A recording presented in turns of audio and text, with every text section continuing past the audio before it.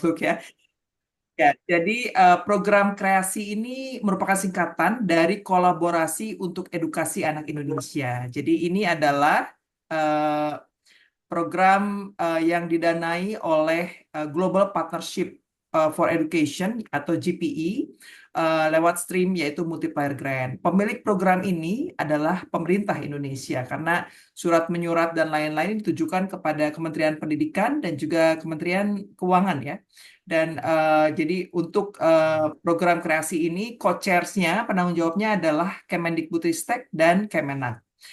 Bila Bapak Ibu lihat di bawah ini, yaitu ada 19 mitra pendidikan Indonesia, nih anggotanya sangat beragam, dan salah satunya tentu ada JPPI juga, dan di sini juga ada DFED, perwakilan DFED, yaitu perwakilan dari pemerintah Australia, yang merupakan co-financer dari program kami ini.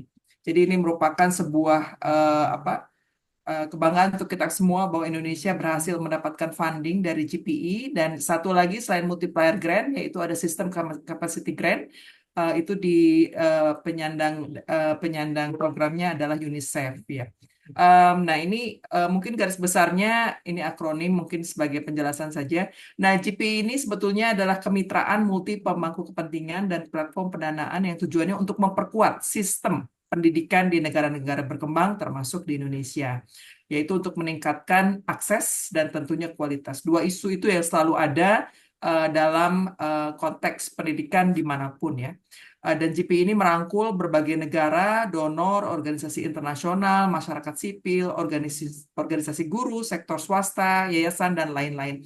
Oleh karena itu tadi mohon maaf saya lupa menyampaikan salah satu anggota baru yaitu IGI, Ikatan Guru Indonesia.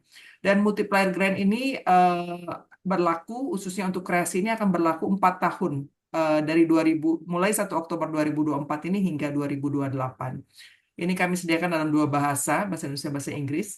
Nah, intinya tadi sudah kami sampaikan bahwa selain ada co-chairs yaitu Kemendikbudristek dan Kemenak, kemudian anggota Mitra Pendidikan Indonesia ini sekarang menjadi 19 anggota, ada co-coordinating agency sebagai pihak yang mensupport kita untuk berdiskusi, berdialog dengan semua pihak, yaitu sekarang saat ini itu PSPK, Pusat Studi Pendidikan Kebijakan, dan satu lagi Plan Indonesia ya.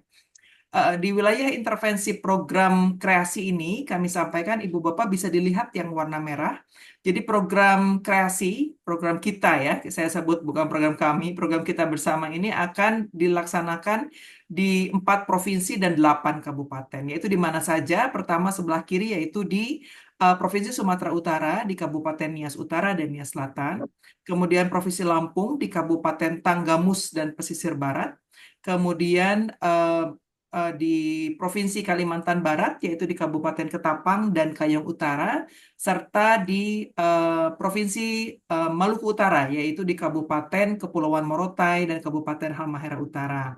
Nah, yang merah ini yang akan Save the Children coba manage ya lewat program kreasi. Barangkali Ibu Bapak bisa lihat, yang warna biru itu adalah program inovasi yang dilaksanakan oleh DFED, yaitu di 6 provinsi, Kalimantan Utara, Jawa Barat, Jawa Timur, NTT, NTB, dan Maluku Tengah.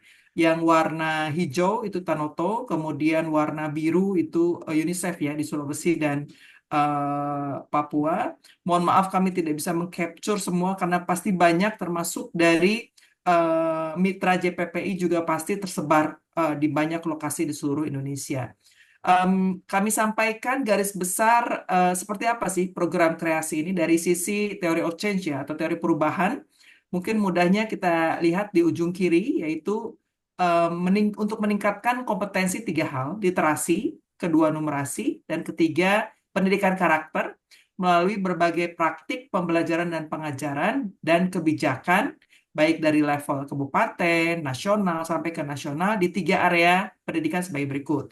Yaitu pertama, kurikulum assessment, kedua, praktik pembelajaran, ketiga, kepemimpinan pendidikan. Kita pandang perlu sekali ya, karena kita perlu meningkatkan kuantitas dan kualitas para pemimpin-pemimpin sekolah ya, untuk perempuan khususnya. Dan juga ada hal yang di luar pendidikan yaitu perlindungan anak, tapi tetap tentunya di konteks persekolahan ya. karena ini seiring dengan kemarin keluarnya aturan dari kementerian ya, masalah bullying dan segala macam itu menjadi sorotan untuk di lingkup pendidikan. Kemudian ada dua arus utama atau mainstreaming yang akan masuk dalam tiap komponen tersebut, yaitu isu tentang gender equality, disability, and social inclusion. Kemudian juga tentang climate change, adaptation, dan mitigasi. Jadi isu tentang kesetaraan perempuan, kaum disabilitas, juga tentang perubahan iklim akan menjadi highlight penting dalam program ini. Targetnya sendiri siapa? Direct beneficiaries-nya yaitu anak-anak usia 6 sampai 9 tahun, Ibu Bapak. Jadi TKB termasuk RA dan juga SD kelas 1 sampai 3 termasuk MI ya, Madrasah Ibtidaiyah.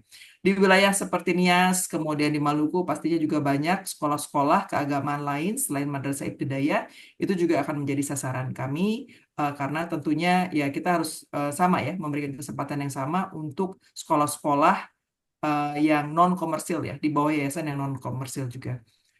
Kemudian mungkin secara teknis saya tidak akan sampaikan in detail, namun operating model ini kami nanti akan bekerja sama dengan local implementing partner atau mitra pelaksana lokal di area-area. Jadi kenapa penting? Karena intinya kami berusaha memastikan bahwa pertama, ada penguatan ekosistem pendidikan untuk mendorong akselerasi transformasi pendidikan. Itu pendekatan dan prinsip program kreasi. Kemudian yang kedua juga ada pendekatan identifikasi dan solusi masalah lokal. Jadi kita berupaya mengidentifikasi bersama dengan para stakeholder di daerah masalah apa yang terjadi, kemudian yang dibutuhkan penyelesaiannya, kemudian membuat co-design bersama-sama dengan stakeholder pendidikan daerah, dan kemudian kita coba temukan solusinya bersama-sama juga. Dan ini pendekatan ini dilakukan oleh DFED Inovasi Program, istilahnya PDIA, Problem Driven Iterative Adaptation, dan ini juga mencoba melakukan berbagai inovasi piloting program, dan itu yang akan kami lakukan juga di daerah-daerah baru ini. Kemudian tadi ya pendidikan integrasinya terkait tadi aspek GETSI dan perubahan iklim untuk menguatkan di berbagai program pendidikan dan juga pelindungan anak. Selain juga tentunya kebijakan berbasis data. Sebagai informasi kenapa kami menggunakan lokal mitra pelaksana lokal, karena itu cara kerja yang kami lakukan di mana Save Children Global memiliki kebijakan untuk localization principle ini, di mana kita harus bisa memberdayakan organisasi-organisasi lokal agar mereka bisa diberikan kesempatan untuk berkembang dan maju bersama daerah, putra daerah, dan juga dengan harapan setelah kita menyelesaikan program dan pergi atau keluar dari daerah intervensi tersebut, program bisa tetap berjalan karena telah mandiri dilakukan bersama mitra pelaksana lokal itu. Dan kemudian juga kita juga ingin memastikan adanya kesetaraan ya, jadi kesamaan kesempatan yang diberikan tidak hanya di level nasional tapi juga tentunya di level kabupaten juga. Nah, tentu dengan bentuk kerjasama ini akan banyak potensi-potensi kerjasama yang kita harapkan di semua level tentunya, karena masing-masing organisasi pasti punya kelebihan masing-masing atau keunggulan yang bisa kita berdayakan bersama-sama dan optimalkan. Kemudian ya ini adalah salah satu tugas yang menjadi fundamental di tingkat provinsi maupun daerah, di mana perlu dibentuk ekosistem pendidikan daerah. Pasti sudah ada yang sudah malah berkembang, tetapi kalau belum berarti kita coba bangun ya, dan kita kembangkan dan kita maksimalkan dengan keberadaan kreasi program ini juga.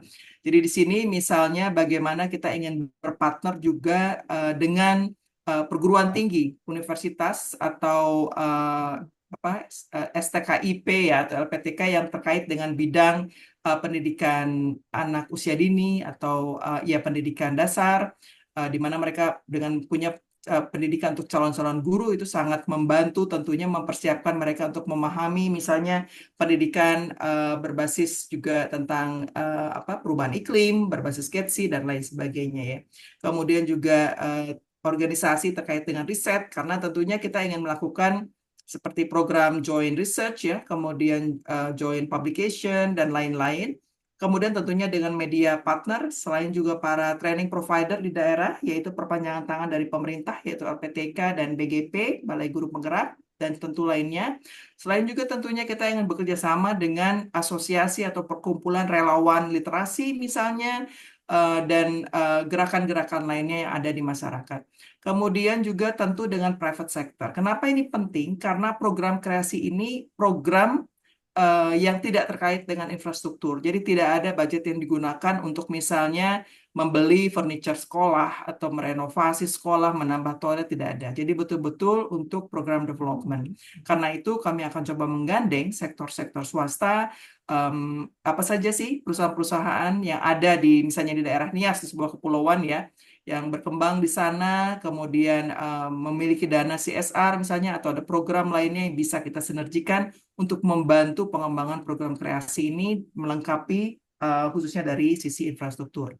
Selain itu juga kita ingin bekerja sama tentunya dengan lokal CSO atau NGO di bidang tadi ya terkait GETSI dan climate change, organisasi disabilitas, organisasi empowering untuk perempuan ya, karena terkait kita ingin memberdayakan juga tentunya calon-calon kepala sekolah perempuan, kemudian organisasi terkait dengan environment ya, pendidikan lingkungan hidup khususnya. Dari sisi pemerintah tentu di level provinsi dan juga kabupaten kita akan bekerjasama dengan Bapeda, kemudian Dinas Pendidikan, walaupun Dinas Pendidikan di provinsi itu lebih ke pendidikan menengah ya, tapi tentunya harus mengetahui juga apa yang dikerjakan oleh distrik di kabupaten. Kemudian DP3A karena terkait pelindungan anak, kemudian Dinas Lingkungan Hidup dan lain-lain, tentu tidak ketinggalan juga kanwil agama yang ada di level provinsi juga. Jadi banyak yang kita ingin coba kerjasamakan, hanya tentu mapping ekosistem convener ini akan berbeda-beda di tiap provinsi, berbeda-beda di tiap kabupaten, tergantung dari apa namanya keberadaan organisasi-organisasi terkait dan juga tentunya antusiasme ya untuk bisa sama-sama membangun lewat program kreasi ini.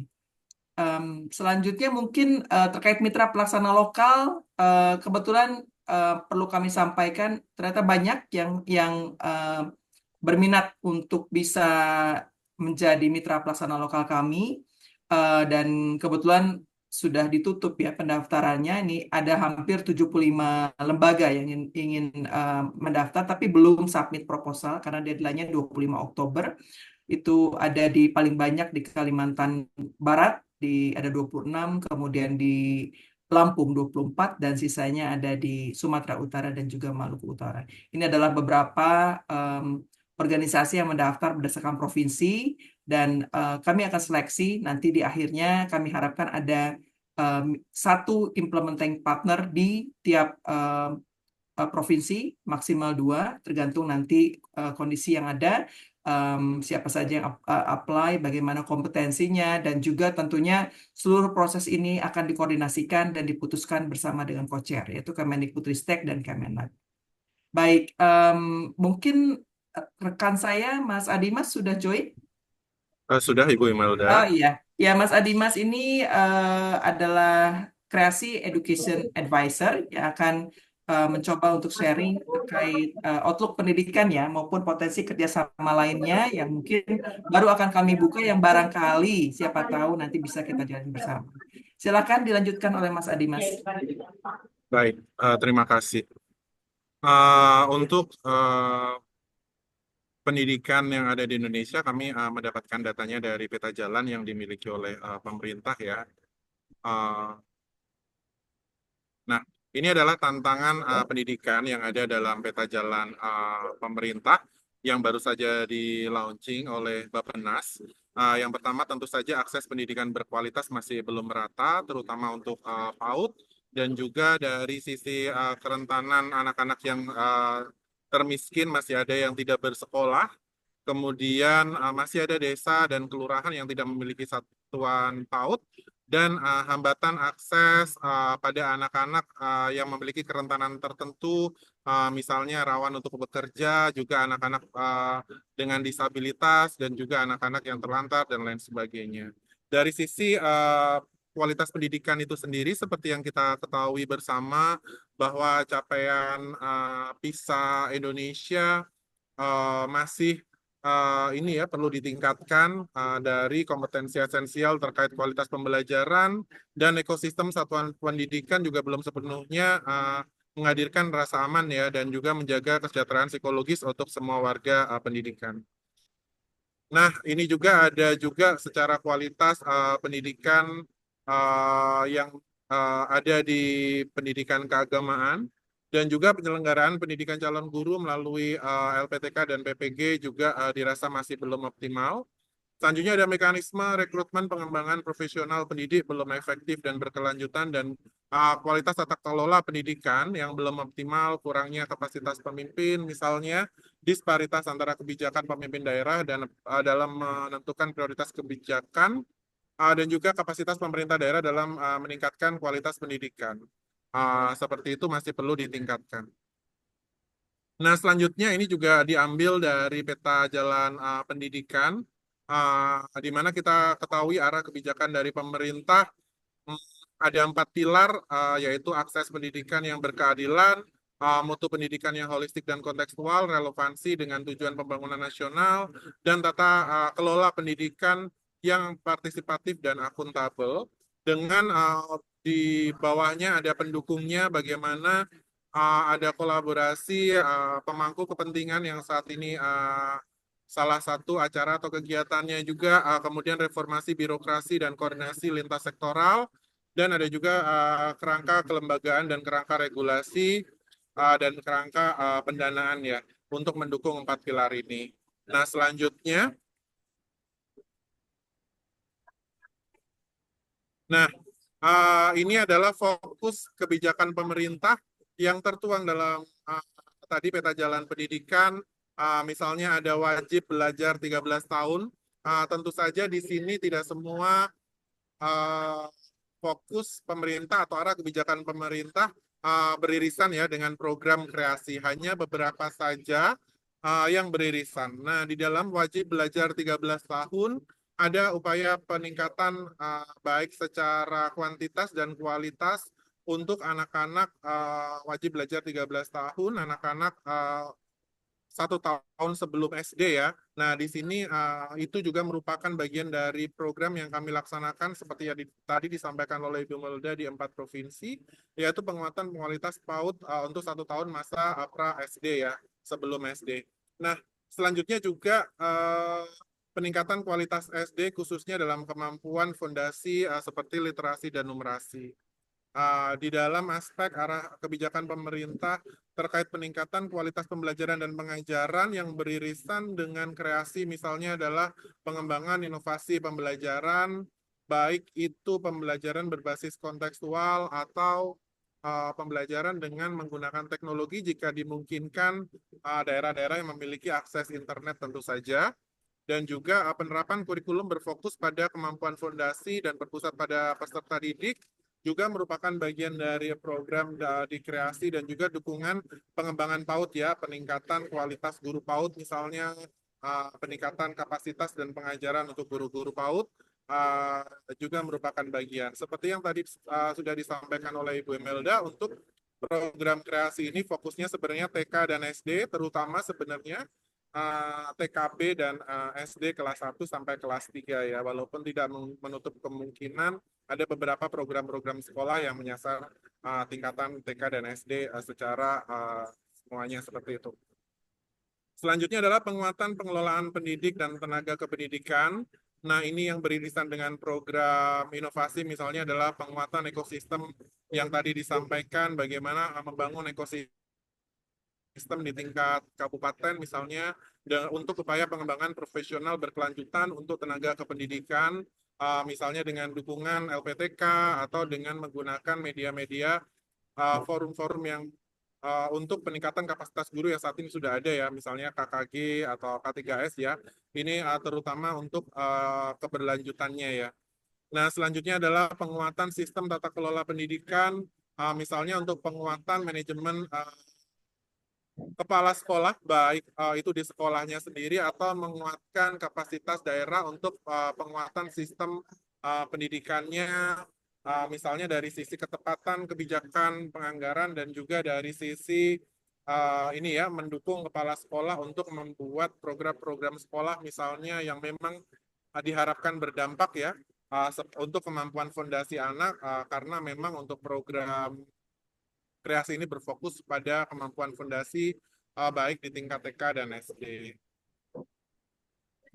Untuk selanjutnya ada potensi-potensi kerjasama saat ini program kreasi baru akan berjalan, jadi potensi-potensi kerjasama memang dibuka ya untuk bersama-sama meningkatkan pendidikan khususnya di 4 provinsi yang tadi disampaikan dalam aspek kurikulum dan penilaian, pengajaran, dan kepemimpinan. Misalnya potensi kerjasamanya adalah misalnya peningkatan kapasitas untuk penguatan literasi dan numerasi khususnya peserta didik di kelas 1 sampai 3. Harapannya ketika ini literasi dan numerasi selesai di kelas 1, kelas 3, selanjutnya capaian ini dapat terus meningkat ya untuk anak-anak di kelas selanjutnya.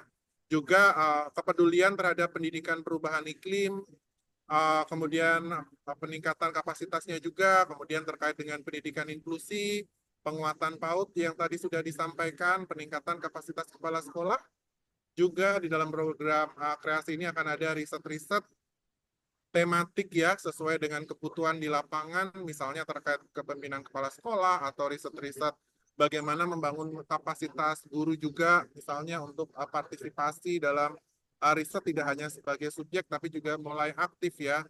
Kemudian juga ada monitoring, ada baseline, midterm, dan endline, penguatan ekosistem daerah, baik di tingkat provinsi dan kabupaten untuk meningkatkan kualitas pendidikan yang perlu upaya bersama-sama, dan selanjutnya adalah penguatan advokasi berbasis data. Selanjutnya kita juga baik salah satu bagian dari program KEASI adalah terkait dengan perlindungan anak.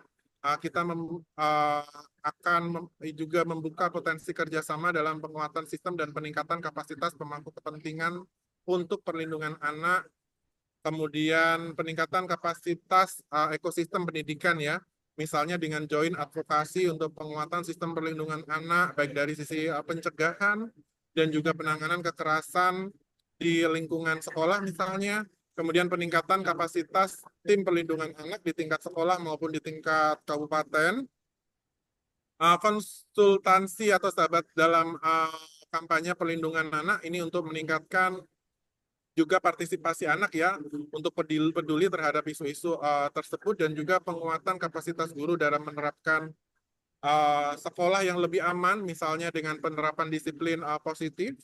Ada juga penguatan kapasitas orang tua dan masyarakat dalam pengasuhan tanpa kekerasan.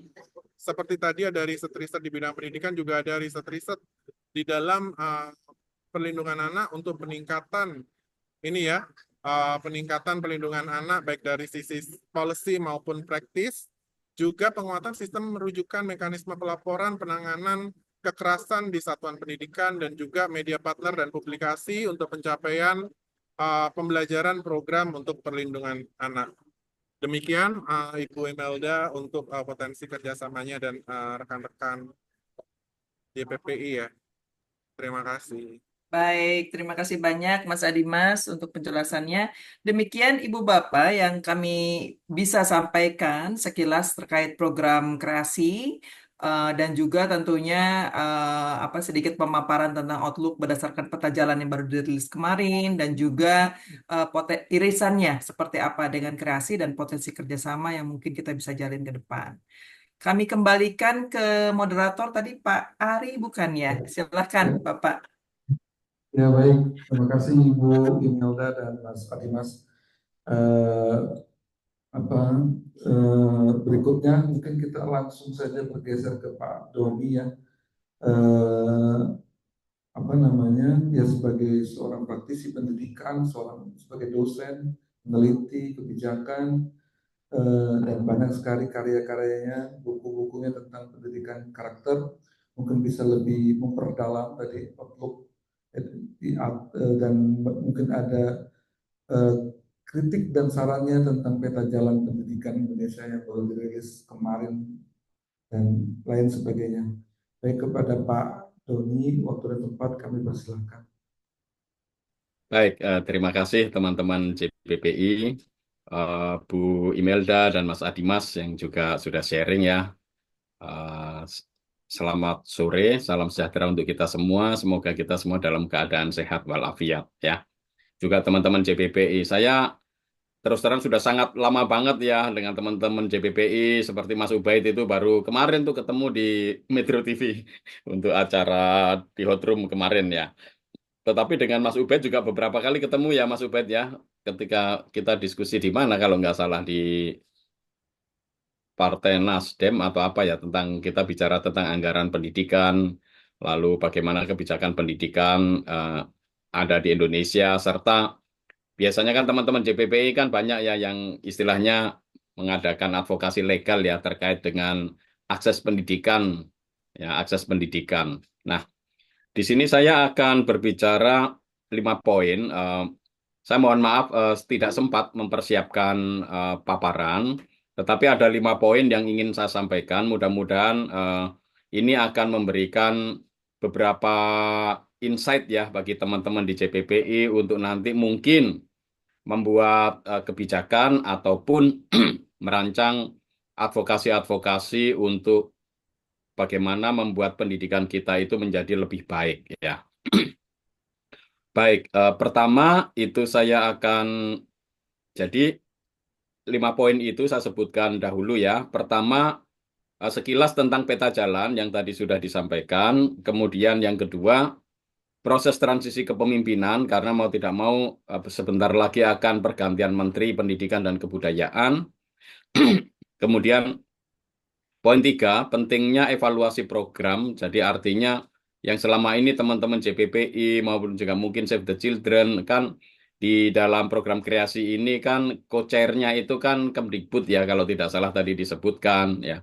Saya rasa beberapa program-program yang dari kementerian ini perlu kita tinjau ulang termasuk beneficiary-nya ya supaya kita sungguh-sungguh tidak menyia-nyiakan anggaran pendidikan itu dan juga supaya nanti teman-teman yang terlibat di dalam advokasi, karena tadi dari penjelasan Bu Imelda, Save the Children ini kan sebenarnya lembaga funding yang memberikan dana-dana bagi kemitraan Indonesia ya, mitra-mitra pegiat pendidikan yang memang perlu banyak mitra untuk membangun pendidikan Indonesia yang lebih baik. Saya rasa supaya nanti kita bisa fokus sebenarnya kalau kita mau mengembangkan pendidikan Indonesia itu di mana sih kita itu perlu meletakkan pikiran, hati, tenaga, waktu, dan juga uangnya itu ya. Jangan sampai kita sudah memikirkan banyak hal, ternyata ya yang kita pikirkan itu ternyata bukan sesuatu yang fundamental bagi kekuatan dasar bagi pembangunan pendidikan di Indonesia.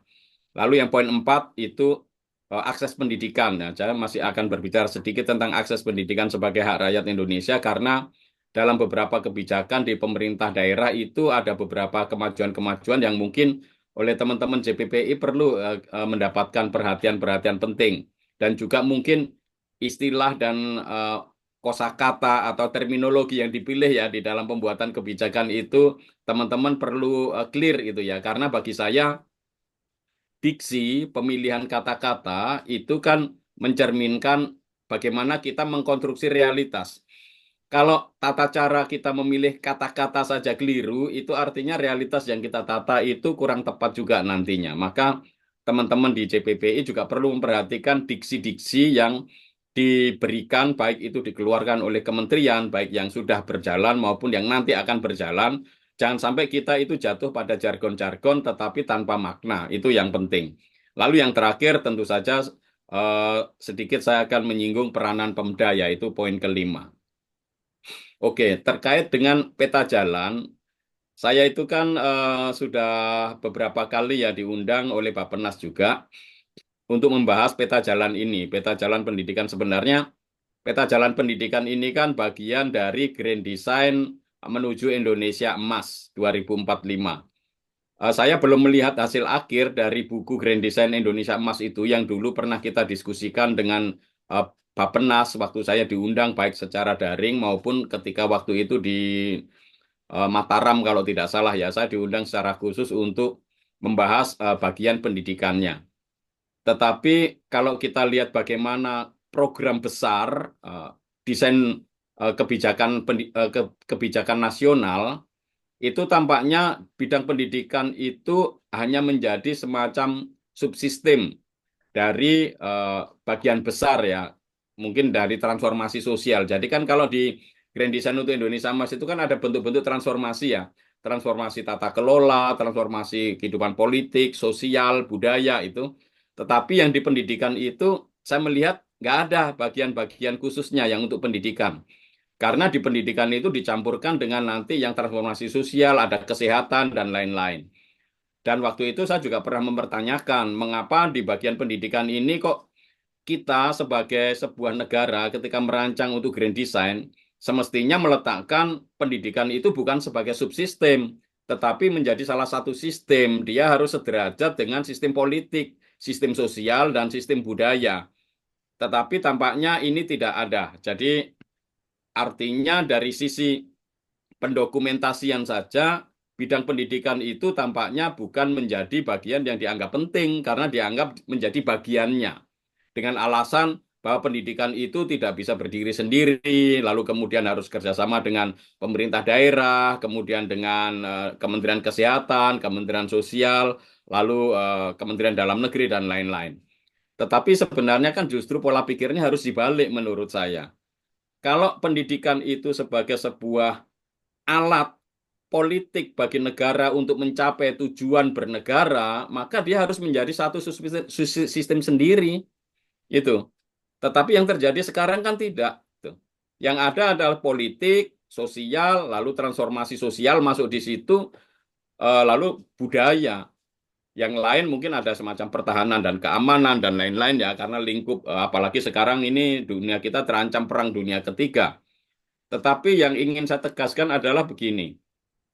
Ketika pemerintah itu di dalam meletakkan peranan pendidikan itu bukan sebagai bagian dari sistem yang mendukung tercapainya pendidikan, tercapainya tujuan kehidupan bernegara, maka misi pendidikan itu menjadi dipertanyakan, itu kan.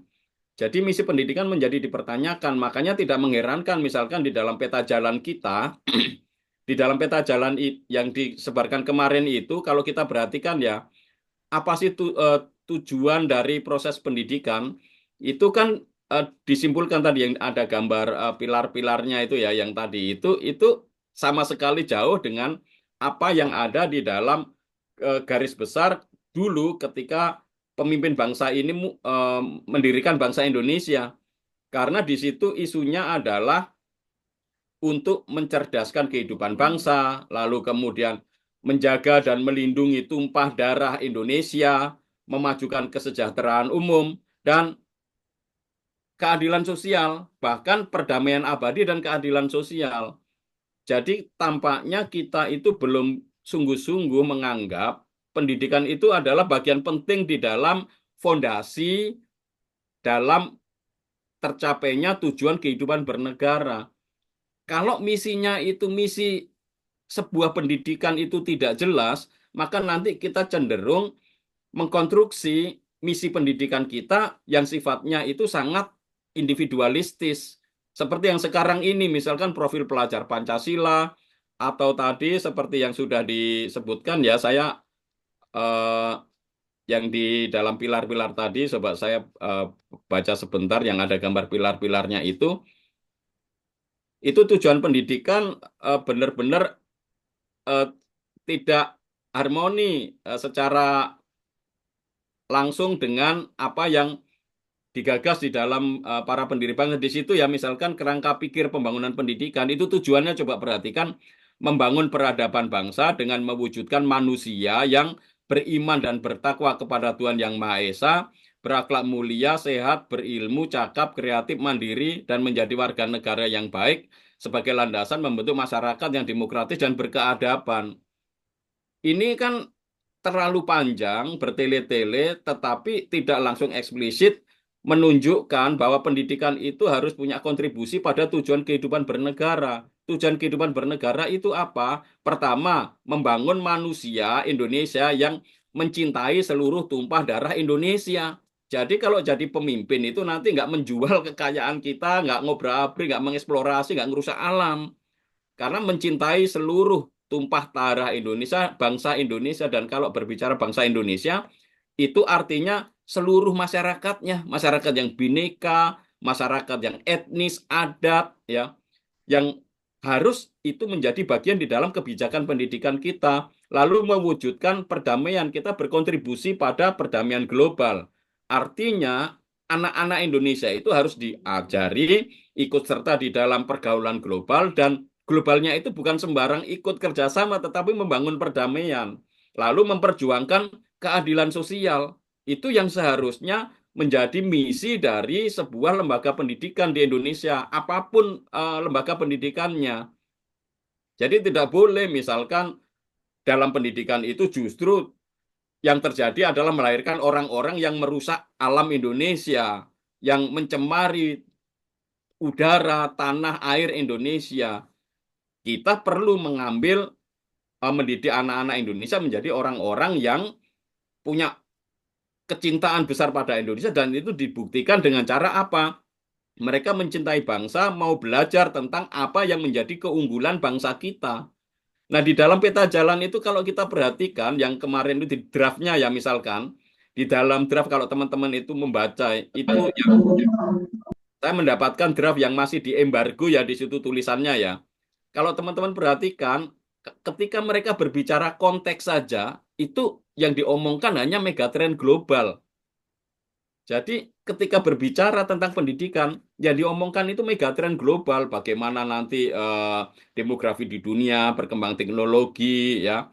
Lalu kemudian ada misalkan ini kewarganegaraan global, urbanisasi global, demografi penduduk dunia, landscape tenaga kerja, perkembangan teknologi dan perubahan iklim. Tetapi setelah megatrend global itu nggak ada loh kajian tentang Indonesianya loh.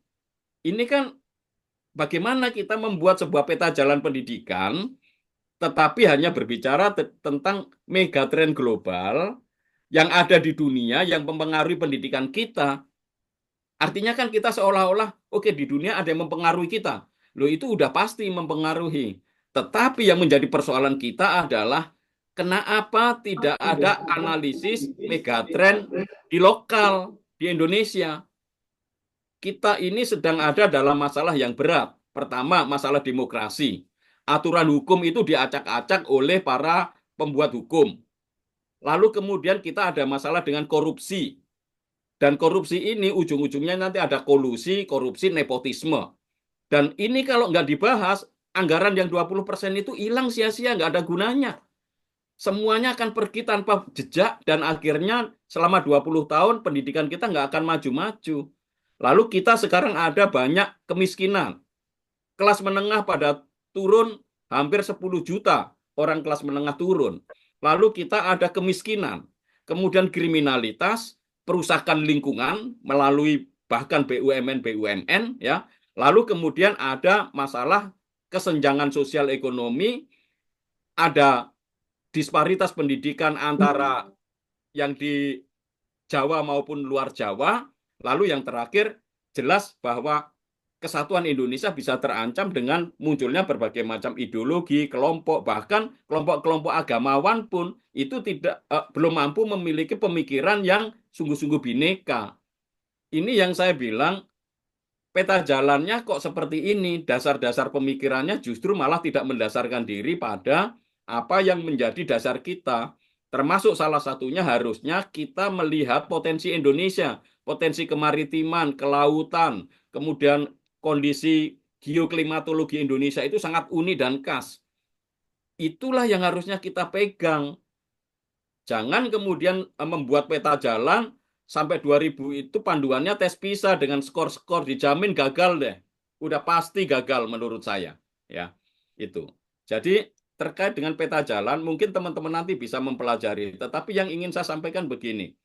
Peta jalan itu, kalau kita mau menuju Indonesia yang makmur, adil, sejahtera, ya saya nggak mau menyebut Indonesia emas lah ya, nanti Indonesia cemas. Tetapi Indonesia seperti digagas para pendiri bangsa adalah negara yang adil, makmur, dan sejahtera, di mana sila satu ketuhanan yang Maha Esa sampai dengan keadilan sosial bagi seluruh rakyat Indonesia itu ada, itu tidak akan bisa digagas kalau hanya dengan membuat peta jalan yang pendekatannya sangat sempit seperti ini dan tidak memprioritaskan pendidikan itu sebagai sistem yang mendukung sebuah NKRI. Itu yang pertama. Yang kedua, saya akan berbicara tentang proses transisi kepemimpinan. Ini kan juga nanti menjadi tantangan ya, karena pasti menteri yang baru itu nggak akan ikut jargon-jargon menteri yang lama. Kalau ikut jargon menteri yang lama, tentu nanti nggak ada ciri khasnya kan. Ya. Perubahan jargon, perubahan kebijakan itu pasti akan terjadi di era kepemimpinan yang baru nanti. Kita nggak ngerti siapapun menterinya ya. Tetapi ini kan sesuatu yang tidak mudah ya, apalagi sekarang ini kementerian akan dipisah menjadi 3. Kemendikbudristek Dikti, Kementerian Kebudayaan nggak tahu dicampur sama ekonomi kreatif atau apa, dan Dikdasmen. Itu nanti menimbulkan persoalan terkait dengan kontrol bagaimana membuat kebijakan yang relevan mulai dari pendidikan dasar sampai pendidikan tinggi, termasuk bagaimana pengembangan riset-risetnya. Tuh. Maka nanti sebenarnya literasi numerasi fundamental yang dikembangkan teman-teman di Save the Children itu mulai dari kelas 1 sampai kelas 3 SD itu akan sangat fundamental. Karena kalau anak kelas 3 SD, kelas 4 SD nggak bisa baca, apalagi saya pernah menemukan sekarang ini masih banyak kelas SMP tidak bisa baca, SMA nggak bisa baca, udahlah jangan berharap Indonesia emas. Ya. Itu yang akan menjadi pokok persoalan gitu. Jadi kita tidak berbicara masalah proses, dulu kebijakannya seperti apa, tetapi pasti akan ada proses transformasi dan transisi. Sementara transisi yang sekarang ini tidak mudah karena konstruksi, misalkan 5 tahun ke depan itu keuangan kita itu sangat cekak. Bahkan tahun 2025 saja anggaran pendidikan turun, ya kan, dibandingkan yang sebelumnya. Tetapi anggaran untuk makan siang bergizi naik 71 triliun. Dan itu kalian bayangkan teman-teman, itu sudah satu kementerian sendiri itu. 71 triliun itu adalah anggaran Kemendikbudristek, itu hampir mirip-mirip. Kemendikbudristek kan dapatnya sekitar 85 triliun loh. Bayangkan itu. Jadi proses transisi kepemimpinan tidak akan mudah. Maka saya minta teman-teman juga mengawal. Kenapa? Mengawalnya itu adalah saya khawatirnya begini. Nanti dengan koalisi-koalisi partai yang seperti sekarang ini, revisi Undang-Undang Sisdiknas atau perubahan Undang-Undang Sisdiknas itu bisa dikebut hanya dalam 1 minggu saja, langsung diketok itu. Karena nggak akan ada protes dari semuanya. Itu. Ini akan membahayakan kita kalau kita, misalkan nih, mendesain RUU pendidikan kita ke depan mendasarkan asumsi-asumsi berpikir yang sebenarnya kurang tepat untuk bangsa Indonesia, termasuk pola pikir peta jalan ini yang hanya mengandalkan pada megatrend internasional, tetapi tanpa mengulik, tanpa melihat sebenarnya kita punya comparative advantage apa.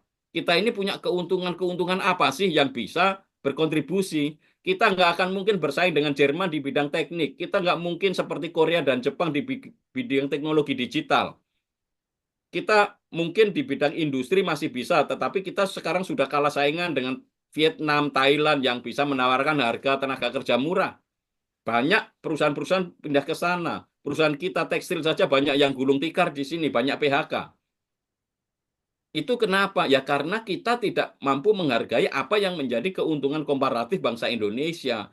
Kemaritiman kita, pertanian kita itu tidak dikelola secara baik. Ya. Bahkan di dalam buku-buku SD, tema tentang pertanian, Pak Tani, itu nggak ada. Di buku SD itu hanya ada 1 bab yang berbicara tentang pertanian dalam bahasa Indonesia. Pak Tani itu hanya dipuisikan oleh anak-anak Indonesia. Puisinya orang ketiga tunggal lagi, Pak Tani, engkau menanam padi untuk memberi kami makan. Coba bayangkan kalau anak-anak Indonesia dikasih konsep petani itu adalah orang ketiga tunggal yang ada di sana, bukan kami ini bangsa petani yang bermartabat, yang bisa membangun pertanian yang hebat, padahal tanah-tanah kita banyak, nggak akan bisa maju bangsa kita itu. Nah, ini proses-proses transisi ini nanti saya rasa perlu akan menjadi transisi yang tidak mudah bagi saya, bagi para staf ya, atau mungkin orang-orang menteri yang baru. Tetapi saya rasa prinsipnya adalah yang baik harus kita lakukan, jangan melanjutkan yang jelek, itu kan. Itu yang kedua. Jadi proses transisi kepemimpinan tentu untuk outlook pendidikan ke depan itu akan sangat mempengaruhi berbagai macam kebijakan-kebijakan pendidikan yang mungkin teman-teman JPPI perlu kepoin gitu ya sebenarnya kebijakannya ke arah mana supaya nanti kalau kita advokasi kita langsung tahu di mana kita bisa berkolaborasi dan di mana kita perlu bersikap waspada. Jangan sampai justru kita berkolaborasi dengan orang-orang yang tidak tepat. Lalu poin ketiga, evaluasi program. Ini adalah program kebijakan pendidikan yang memang menurut saya perlu dievaluasi ya. Karena saya sendiri setelah melihat bagaimana proses pendidikan yang terjadi selama 5 tahun di eranya Mas Nadiem Makarim ini, saya berani menyimpulkan bahwa program-program yang dikembangkan Mas Menteri itu tidak menjangkau beneficiari dari sebagian besar pemangku kepentingan pendidikan di Indonesia. Biayanya banyak, tetapi yang mendapatkan manfaat hanya sedikit.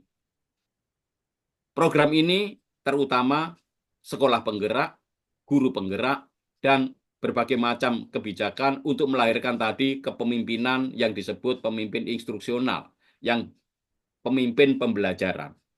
Ini program-program yang menurut saya sangat elitis, bahkan sampai sekarang guru penggerak pun itu nggak sampai 5% ya yang sungguh-sungguh dididik secara sama seperti yang generasi pertama dididik 9 bulan. Itu artinya apa? Biaya besar sebegitunya, tetapi hampir 95% guru di Indonesia tidak mendapatkan manfaat dari itu. Sekolah-sekolah penggerak juga sama. Lalu implementasi kurikulum merdeka itu juga sangat patut dipertanyakan karena selama ini yang terjadi adalah hanya pelatihan-pelatihan untuk kelompok-kelompok guru yang istimewa-istimewa tadi, tetapi sebagian besar guru kita, saya pastikan 90% itu banyak yang tidak paham dengan kurikulum merdeka, tetapi sudah diklaim bahwa 95% itu melaksanakan kurikulum merdeka. Mereka melaksanakan itu karena dipaksa untuk daftar. Jadi itu hanya untuk kepentingan administrasi saja. Tetapi kalau kita cek secara substansi di lapangan, bahkan di Jakarta, itu amburadul kurikulum merdeka. Itu poin ketiganya ya. Jadi teman-teman yang advokasi di bidang kurikulum, pengembangan guru, terutama konsep-konsep pembelajaran yang instructional leadership ini harus kita evaluasi lagi. Ketika saya kuliah di negerinya Paman Sam itu tahun 2008, konsep instructional leadership itu sudah terlambat 20 tahun ya teman-teman. Artinya instructional leadership itu hidup pada tahun 1980-an dan itu hidup di eranya standardized test. Maka ada yang nyebutnya fokus pada instructional leadership. Padahal Mas Nadiem mengatakan dia tidak standardized. Tetapi ngapa justru malah instructional leadership itu yang dikembangkan? Ini kan kontradiktif. Saya tidak tahu apakah mereka tidak paham konteks dari instructional leadership ini ya atau seperti apa gitu. Karena kalau kita mengakui bahwa tidak fokus kepada standarnya tetapi quality of learning, maka instructional leadership itu nggak akan cukup. Pengembangan guru penggerak itu nggak akan cukup itu karena guru penggerak yang sekarang dikembangkan itu asumsinya adalah sekolah bisa transformasi kalau ada guru-guru atau kepala sekolah yang kompeten. Itu keliru konsep itu. Kenapa saya bilang keliru? Sekolah itu maju di beberapa sekolah yang saya lihat ya, sekolah itu maju bukan karena kepala sekolahnya saja. Tetapi seluruh ekosistem para gurunya mereka menjadi educational leadership. Setiap orang punya potensi kepemimpinan dan ini yang tidak digali oleh kebijakan-kebijakannya Mas Nadiem. Sehingga seolah-olah ketika guru penggerak diangkat jadi kepala sekolah penggerak, otomatis semuanya akan bergerak. Itu asumsi yang sangat linear. Padahal berbagai macam teori transformasi pendidikan tidak menunjukkan fakta-fakta seperti itu. Sebuah sekolah itu bisa berubah bukan karena kepala sekolahnya, tetapi karena ada komunitas guru, ada peranan orang tua, ada dukungan masyarakat, dukungan Pemda, yang akhirnya mereka mengubah. Nggak mungkin hanya dengan instructional leadership itu bisa mentransformasi pendidikan di Indonesia. Itu hanya sebuah kebijakan yang nantinya hanya buang-buang duit saja, tetapi tidak akan efektif. Itu evaluasi program. Jadi saya banyak melihat berbagai macam program-program yang dilakukan sekarang ini pasti seharusnya itu dievaluasi. Poin keempat itu masalah akses pendidikan sebagai hak rakyat Indonesia. Saya melihat ada tren positif ya, artinya pemerintah itu sudah mulai memikirkan, yang kemarin saya tidak tahu hasilnya seperti apa ya teman-teman JPP ya, nanti mungkin bisa lapor ya, atau mungkin memberikan info progres bagaimana advokasi teman-teman yang meminta agar pendidikan dasar yang sekarang ini kan di dalam amanat undang-undang kita itu seharusnya itu kan sampai SMP ya, dan itu harusnya pendidikan dasar gratis itu gratis sampai SMP. Tetapi sampai sekarang kan tidak ya. Di swasta itu masih berbayar. Harusnya pemerintah itu mulai mikir-mikir bagaimana cara menggratiskan pendidikan itu sampai SMP, termasuk di seluruh sekolah swasta yang ada di Indonesia. Karena ketika pendidikan dasar itu dipahami sampai SMP atau 9 tahun, itu berarti ya sekolah negeri dan sekolah swasta. Selama ini kan masih sekolah negeri saja. Sekolah swastanya tidak. Nah, harusnya pemerintah mulai mikir ke sana. Karena ini amanat loh dari undang-undang itu. Kalau misalkan presidennya sebagai pelaksana eksekutif melaksanakan undang-undang itu dia tidak bisa melaksanakan, ya itu bisa diimpit seharusnya. Tetapi impeachment tidak akan mungkin lah dengan konstruksi politik yang seperti sekarang ini. Nah, berita barunya apa? Begini, kemarin saya baru diajak diskusi ya dengan persoalan yang ada di DKI. Karena di DKI ini mereka sudah mengalokasikan 1,7 triliun untuk menggratiskan pendidikan di sekolah swasta. Jadi mereka memakai wacananya itu sekolah swasta gratis. Bayangkan. Itu kan gawat sekali kalau mereka membuat kalimat sekolah swasta gratis di DKI Jakarta atau daerah khusus Jakarta. Yang sebenarnya mereka lakukan itu bukan sekolah swasta gratis, karena sekolah-sekolah swasta yang kelas menengah ke atas yang mahal tidak dijadikan mitra oleh pemerintah daerah. Yang jadi mitra adalah sekolah-sekolah yang memang secara standar itu baik, tetapi mereka melayani kelompok orang-orang status sosial ekonomi menengah ke bawah.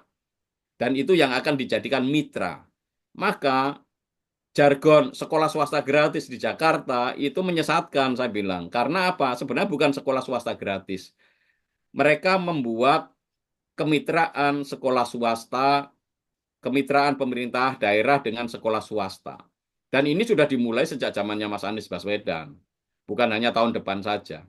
Maka di DKI sudah ada PPDB dengan melibatkan sekolah swasta. Dan saya rasa ini bagus. Mengapa?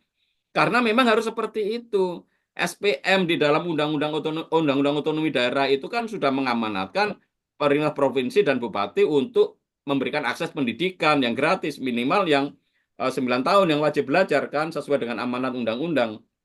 Maka ya kalau nanti teman-teman advokasi ini silahkan itu dibahas dengan DPRD, Bapeda dan lain-lain karena itu amanat mereka. Sehingga saya rasa kalau kita mengadvokasi ke daerah-daerah supaya mereka bisa memberikan pendidikan gratis untuk SD, SMP, itu sangat bagus sekali. Karena itu memang tugas pemerintah di era otonomi daerah ini. Dan DKI 12 triliun ikannya. Sehingga kalau mengalokasikan 1,7 triliun aja itu mah nggak ada apa-apanya gitu ya. Dan bisa bagus gitu ya. Dan saya melihat beberapa sekolah swasta yang sudah pernah berkolaborasi menjadi mitra itu bagus. Mereka modelnya kayak beasiswa. Tetapi kemarin itu kan ada pertanyaan begini, kalau sudah sekolah swasta gratis, apakah KJP-nya akan dicabut gitu kan? Saya bilang, sekolah swasta gratis itu amanat undang-undang ya. Tetapi KJP Plus itu kebijakan yang berbeda, karena KJP Plus itu mengcover biaya pribadi dari siswa yang tidak mampu. Jadi jangan sampai sekolah swasta gratis KJP-nya dihapuskan. Harusnya itu dua hal yang berbeda. Sekolah swasta gratis, KJP Plus tetap harus jalan. Mengapa? Karena ini untuk memberikan anak bisa transportasi, lalu kemudian beli baju seragam, atau ada kegiatan-kegiatan yang memang memerlukan biaya yang katakanlah rasional dan wajar untuk kegiatan-kegiatan sekolah. Dan ini perlu itu. Nah, nanti teman-teman silahkan terkait dengan akses pendidikan ini, saya rasa JPPI perlu juga mengadvokasi daerah-daerah di seluruh Indonesia agar akses pendidikan universal 9 tahun itu bisa berlaku di semuanya, bukan hanya di sekolah swasta, bukan sekolah negeri, tetapi juga di sekolah swasta. Lalu yang terakhir, peranan Pemda. Ini apa ya, kalau saya lihat memang Pemda itu dalam konteks pendidikan, dia akan bagus atau tidak tergantung calon pemimpinnya. Beberapa Pemda yang pemimpinnya paham dan ngerti pendidikan dan punya integritas lah, sedikit integritas, itu bisa membuat pendidikan menjadi maju. Tetapi dengan situasi sosial politik seperti ini, Pemda ini ada defisit kepemimpinan. Maka berbagai macam anggaran, transfer daerah, dan lain-lain itu sebagian besar itu tidak jalan dan tidak fokus ke peningkatan kualitas pendidikan. Maka ya ini menjadi tantangan. Saya belum tahu ya, saya bukan orang politik, tetapi saya pemerhati pendidikan yang peduli di sini. Tampaknya Pemda itu perlu diajak berbicara dari ke hati lah oleh teman-teman JPPI itu ya. Karena kalau misalkan kita datang pengen membantu pemerintah daerah itu pasti mereka akan menerima gitu, menerima dengan senang hati karena kita membantu gitu ya. Tetapi kalau misalkan kalian punya program apa yang bisa kami bantu gitu, saya yakin itu mereka pada bingung tuh. Pemerintah daerahnya nggak ngerti program prioritasnya apa. Maka sebaiknya teman-teman JPPI yang hadir itu ya nanti bagaimana teman-teman bermitra dengan pemerintah daerah termasuk dalam ya pengembangan kapasitas seperti tadi disampaikan oleh Save the Children itu penting ya karena pengembangan kapasitas ini kan perlu ya karena faktanya di seluruh kabupaten kota dan provinsi itu kapasitasnya itu belum mumpuni ya belum mumpuni itu bukan karena salah mereka ini karena salah sistem politik kita. Masa kita mengumpat-umpat terus kan nggak mungkin di sini kok pemimpinnya kayak gitu-gitu. Mungkin sikap kita adalah kita percaya bahwa setiap orang itu pasti punya niat baik. Maka setiap pemimpin yang ada di daerah perlu menjadi rekan kerja kita dalam arti bagaimana kita bekerja sama secara tulus. Kalau kita sungguh-sungguh tulus membantu pendidikan di sana, saya rasa para pemimpin ini nanti juga akan menyadari ya bahwa oh iya ya orang lain aja tulus mau mengembangkan daerah saya kok. Masa saya yang sebagai istilahnya orang tuanya dari pemimpin daerah ini nggak mencintai anak-anaknya sendiri gitu, malah memanfaatkan anggaran-anggaran ini untuk kepentingan diri atau kelompoknya dengan cara entah KKN atau nanti malah ketangkep KPK dan lain-lain itu kan sangat memprihatinkan. Maka saya setuju peranan Pemda ini sangat penting dan dalam konteks transformasi pendidikan, saya rasa di Indonesia itu kuncinya mungkin ada di Pemda. Tetapi yang menjadi hambatan adalah Pemda ini terhalang oleh sistem politik kita sehingga di kepemimpinan daerah belum mampu melahirkan orang-orang yang memang kompeten dan memang mampu untuk membawa daerah itu maju sesuai dengan amanat dari konstitusi kita. Tetapi inilah realitasnya bahwa pemimpin-pemimpin yang terpilih itu tentu saja yang jelas itu mereka bukan yang terbaik, tetapi juga yang jelas kita nggak bisa mengatakan mereka itu semuanya jelek, nggak bisa. Tetapi itulah pemimpin yang ada dan dengan kualitas pemimpin yang ada seperti itu seharusnya kita sebagai mitra pemerintah atau orang-orang yang bergerak di bidang pendidikan mampu sama-sama yuk kita menaruh hati kita pada dunia pendidikan. Saya rasa pemimpin apapun ya kalau disentuh hatinya, ini loh pendidikan itu penting untuk seperti itu. Maka mungkin hati nuraninya lah kita percaya bahwa hati nuraninya tidak akan neko-neko gitu ya. Bahwa minimal lah untuk dunia pendidikan mereka akan lebih serius dan punya kepedulian. Sehingga kalau seluruh pemerintah daerah itu tercerahkan, maka saya yakin kok pendidikan di Indonesia itu akan maju. Dan tentu saja kalau pendidikan di Indonesia maju itu nggak akan otomatis tes PISA kita itu naik. Karena tes PISA itu bukan menjadi ukuran ya bagi saya. Yang menjadi ukuran adalah apakah para pemimpin daerah dan juga Kemendikbudristek atau Kemenak yang mengelola pendidikan kita, mereka setia pada tujuan kehidupan bernegara. Yaitu apa? Melahirkan anak-anak Indonesia yang mencintai bangsa Indonesia, mampu melindungi segenap tumpah darah Indonesia, memajukan kesejahteraan umum ya, melaksanakan ketertiban dunia itu dalam lingkup global dan mengusahakan keadilan sosial yang ada bagi seluruh rakyat Indonesia. Karena kalau ini terjadi, kita nggak usah mikir masalah PISA dan lain-lain. Karena itulah tujuan kehidupan bernegara kita. Tujuan bernegara kita itu bukan ditentukan oleh tes PISA, bukan ditentukan oleh tes PIRLS, tetapi itu tadi amanat di dalam preambul. Kalau semua sekolah di Indonesia misinya sama, yaitu menjadi bagian dari lembaga, organisasi, orang, tokoh yang membantu mencapai tercapainya tujuan bernegara seperti amanat para pendiri bangsa, saya rasa itulah yang harus kita lakukan. Dan orientasi dalam peta jalan itu harusnya ke sana. Begitu teman-teman, sharing singkat dari saya mudah-mudahan memberikan pencerahan ya, meskipun banyak hal yang memang harus kita kaji. Begitu teman-teman JPPI. Terima kasih. Baik, terima kasih Pak Doni. Baik, tadi ada beberapa catatan yang mungkin saya highlight itu adalah tentang memang kapasitas pemerintah daerah itu adalah keniscayaan gitu, karena pendidikan bagian dari desentralisasi dan pemerintah daerah memiliki peran yang sangat penting dalam memajukan akses pendidikan dan kualitas pendidikan, terutama pendidikan dasar dan menengah seperti itu ya.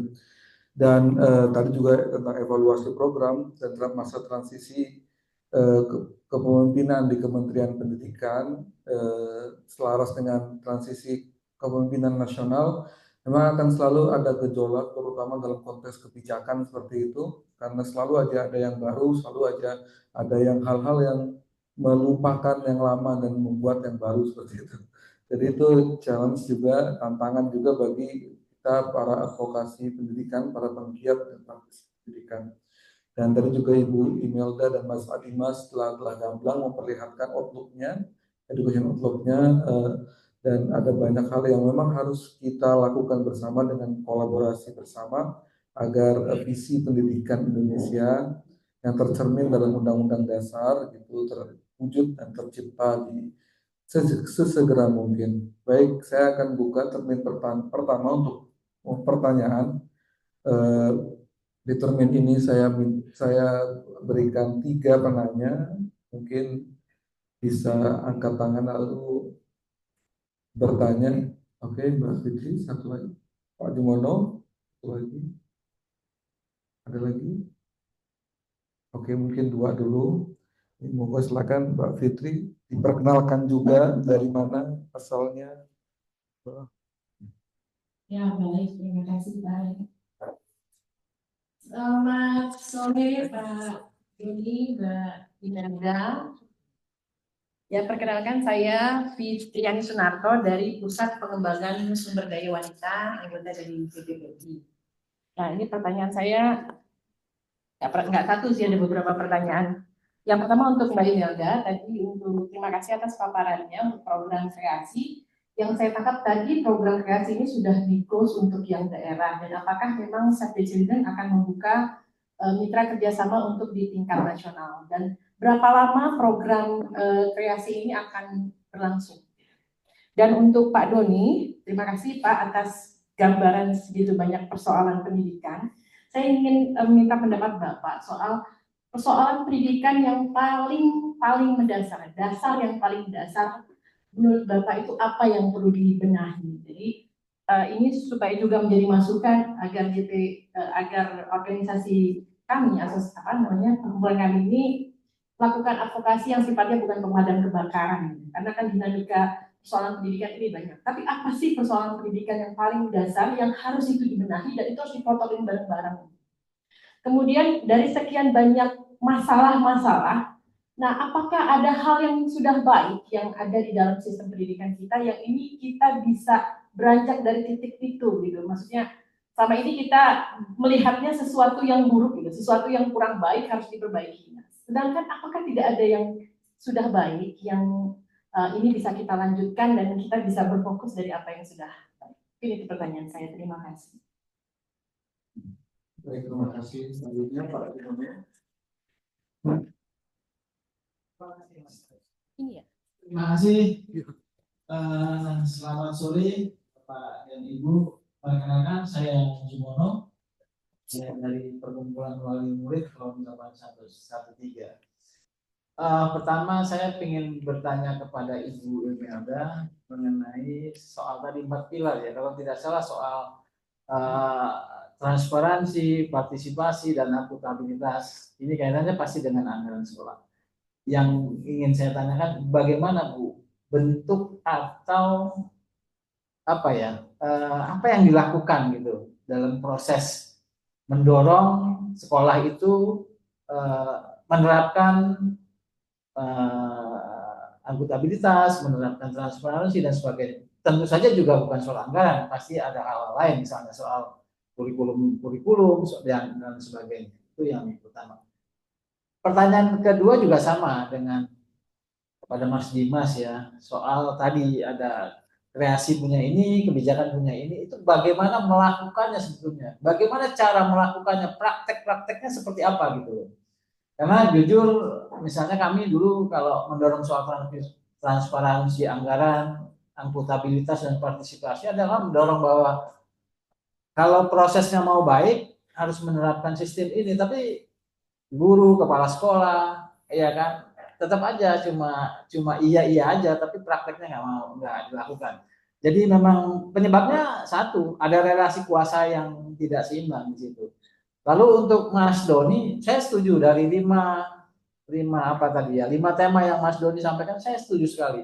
Tapi kenapa Mas Doni yang sudah bertahun-tahun dengan kami juga dulu mengkoreksi, mengkritisi kebijakan pendidikan, tidak melihat mentalitas para pembuat kebijakan dan aparatur atau birokrat di setiap apakah itu kementerian, dinas pendidikan. Kenapa Mas Doni tidak mengulik dari situ? Karena persoalan, saya percaya dengan pernyataan salah satu konten kreator bahwa pendidikan di negara ini dikelola dengan tidak jujur oleh para pejabat ya kan maupun birokrat. Itu saja pertanyaan saya. Terima kasih Mas Ali. Assalamualaikum warahmatullahi wabarakatuh. Tadi nggak mau salam ya. Terima kasih. Yang ketiga pertama Mas Iwan dari YES. Ya, terima kasih Mas Ali.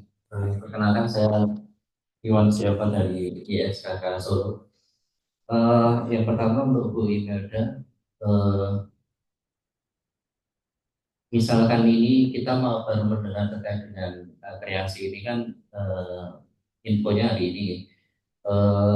Tadi disampaikan untuk letter of commitment-nya sudah deadline gitu.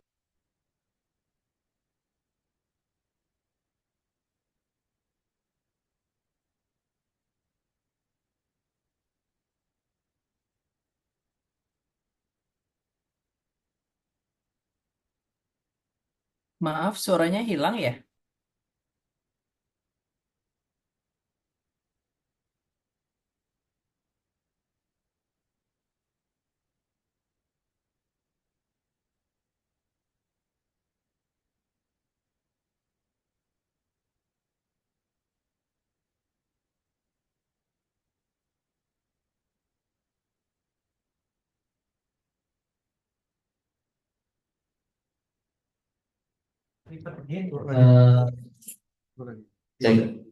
Sudah masuk Bu Imelda?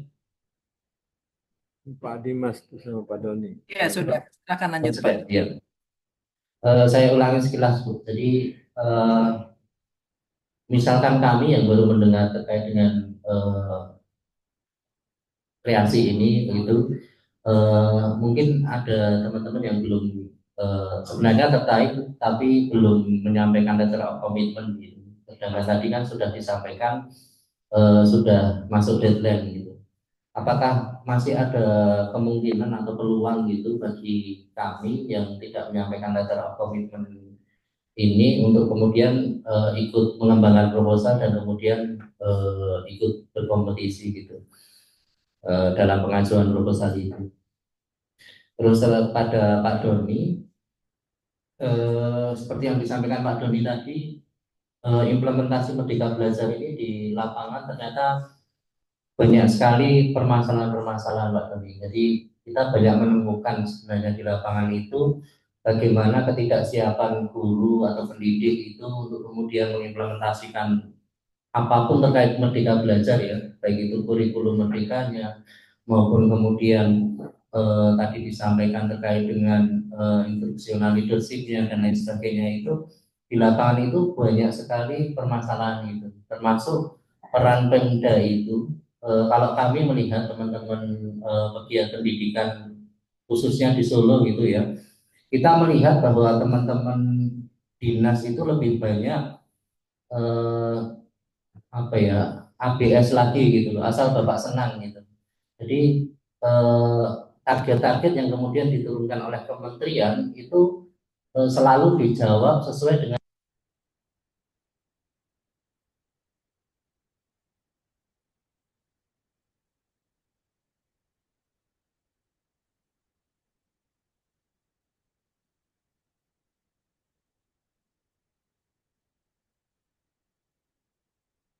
Suaranya hilang kembali.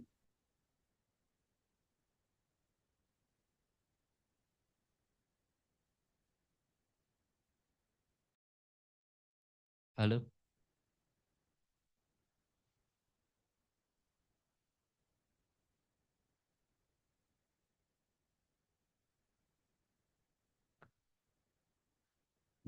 Halo, masih hilang suaranya ya, Mbak? Iya, Pak. Bisa, masih bisa.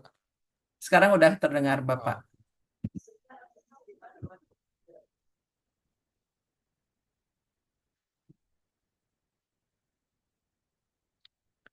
Oh. Mungkin Pak Doni sudah menangkap ya apa yang saya sampaikan tadi. Jadi intinya implementasi Merdeka Belajar itu memang banyak sekali catatan di lapangan. Terus peran Pemda itu kalau kami melihat mereka masih eh, menjadi asal bapak senang gitu. Jadi target dari kementerian yang diturunkan itu mereka berusaha memenuhi itu dengan caranya sendiri gitu, bukan dengan versi yang sebenarnya gitu. Misalkan contoh yang paling gampang itu untuk platform Merdeka Belajar, teman-teman guru itu dikumpulkan bareng-bareng di situ, buka bareng-bareng gitu akunnya.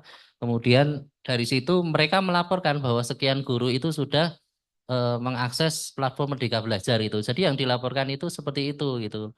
Nah, pasca itu tidak ada lagi follow up-nya gitu. Eh, Terus kita sudah berusaha ini Pak Doni ya. Saya nggak tahu mungkin teman-teman yang lain merasakan ini atau tidak itu. Kita sering kali memberikan masukan-masukan ke teman-teman dinas itu, tetapi masukan-masukan yang kita berikan itu seakan-akan hanya menjadi angin lalu gitu, Pak. Jadi padahal masukan kita juga berdasarkan riset base, kemudian berdasarkan diskusi-diskusi kebijakan yang kemudian muncul gitu, tetapi mereka tetap melaksanakan target-target yang sudah diturunkan dari kementerian itu tanpa menghiraukan catatan-catatan yang diberikan oleh teman-teman dari masyarakat sipil gitu. Mungkin seperti itu. Terima kasih. Baik, terima kasih Mas Iwan dari YSKK Solo. Eh, Pak Doni dan Ibu Imelda, ini mungkin ada beberapa pertanyaan yang apa? Mungkin kalau saya rangkum untuk Pak Doni dan kemudian mungkin bisa langsung menjawab itu tentang persoalan yang paling mendasar dalam dalam permasalahan pendidikan itu apa yang kemudian itu bisa kita keroyoki bersama-sama untuk kita advokasi.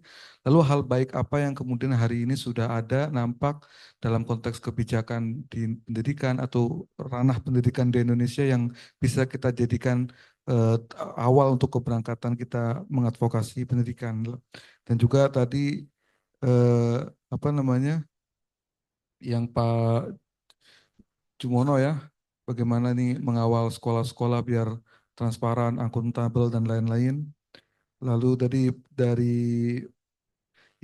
Pak Mas Iwan ya kakak Solo tadi dinas dinas lalu ABS asal bos senang gitu dan apa bagaimana sih caranya supaya apa yang kita lakukan, riset kita, penelitian kita yang kita sampaikan ke dinas atau ke pemerintah daerah bisa ditanggapi dengan baik gitu. Karena selama ini pengalaman kami, pengalaman YSKK gitu, sangat kesulitan untuk membersamai dina apa pemerintah daerah.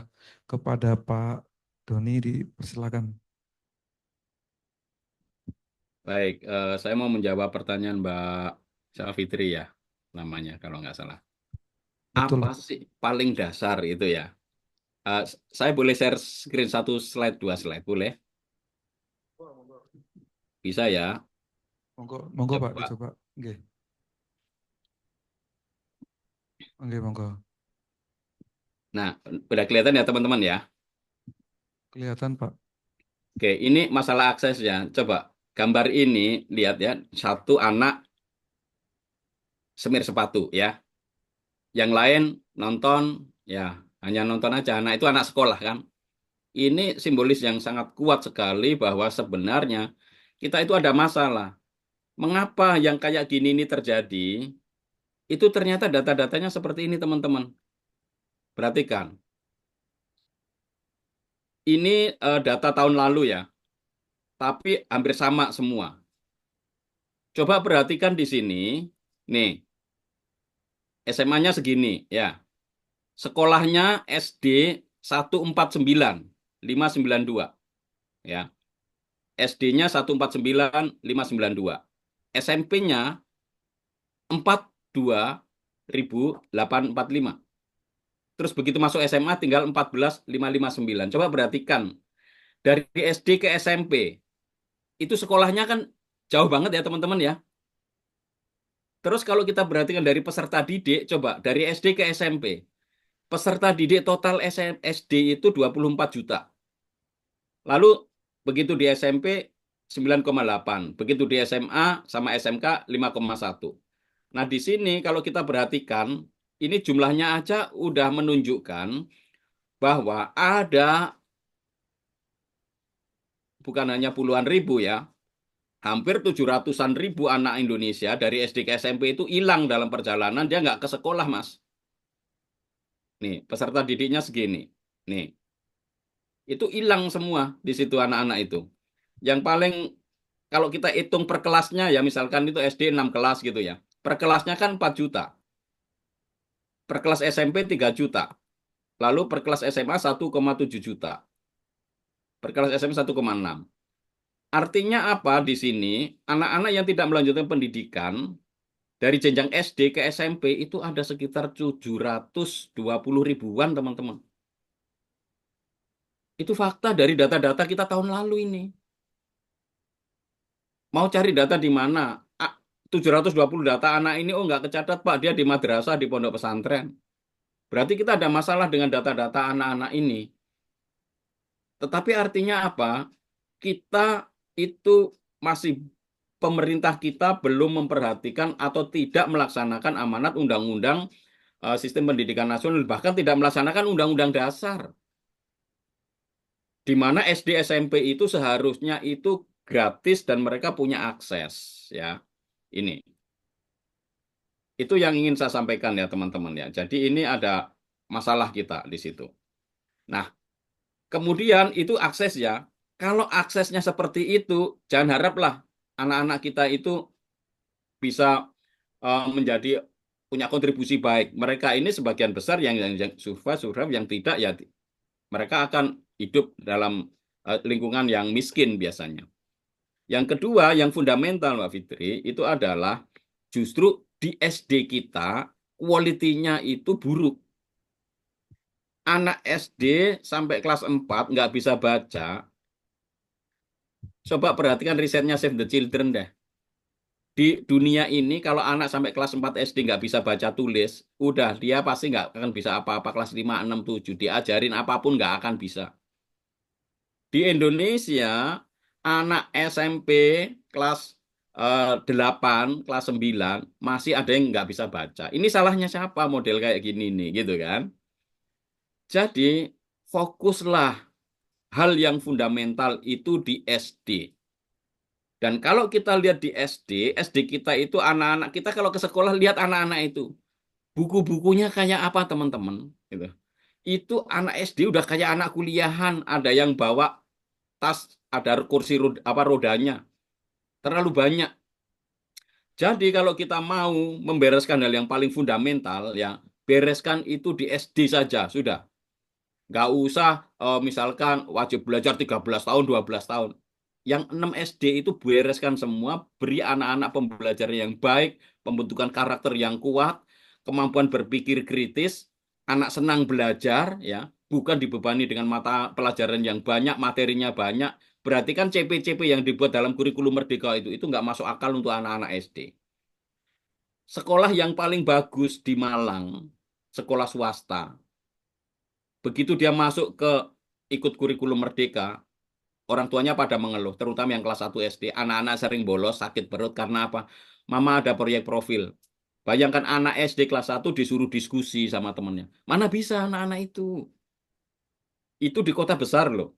Jadi kalau misalkan mau menjawab apakah yang paling fundamental yang dipenuhi itu di SD. Dan SD ini sangat fundamental. Maka kalau mau merubah kurikulum, yang SMP SMA biarkan aja dulu lah. Kalau sekarang pakai kurikulum merdeka ya udah gitu. Kemudian kalau misalkan mereka masih mau pakai yang K13 karena lebih menguasai nanti sambil pelan-pelan itu biarkan aja SMP SMA. Tapi SD itu harus mulai sekarang dibenahi menurut saya. Membenahinya apa? Mata pelajarannya dikurangi, fokuskan kepada well-being, kemudian anak senang, sehat di sekolah. Sampai kelas 6. Baru nanti di SMP mulai serius belajar tentang keilmuan. Tetapi selama SD itu harusnya anak-anak ini tumbuh kembangnya sehat, senang, bergaul, bersahabat, bersaudara satu sama lain, mereka murah hati, bisa menghormati orang lain, bisa disiplin, dan lain-lain. Itu di SD. Kalau ini kita siapkan sekarang, ke depan itu kita akan memiliki pemimpin-pemimpin yang akan peduli bagi bangsa ini, terhadap bangsa ini. Itu saja. Itu yang pertama. Adakah hal yang sudah baik saat ini gitu ya? Saya itu kalau diminta apa hal yang baik itu yang sudah dilakukan di era kementerian ini, saya terus terang belum menemukannya. Ya. Karena semua kebijakan yang dilakukan itu selalu bermasalah, itu masalahnya. Ya. Jadi saya sulit menemukan. Tetapi saya salut pertama, kementerian sudah memiliki Permendikbudristek untuk tindak pencegahan dan penanganan kekerasan di satuan pendidikan. Itu penting, tapi nggak cukup.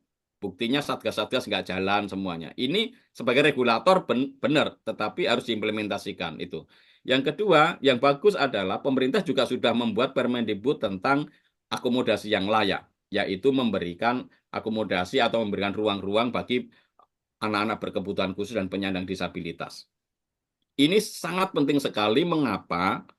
Karena setiap tahun itu saat ini ada terlahir 500.000 anak berkebutuhan khusus.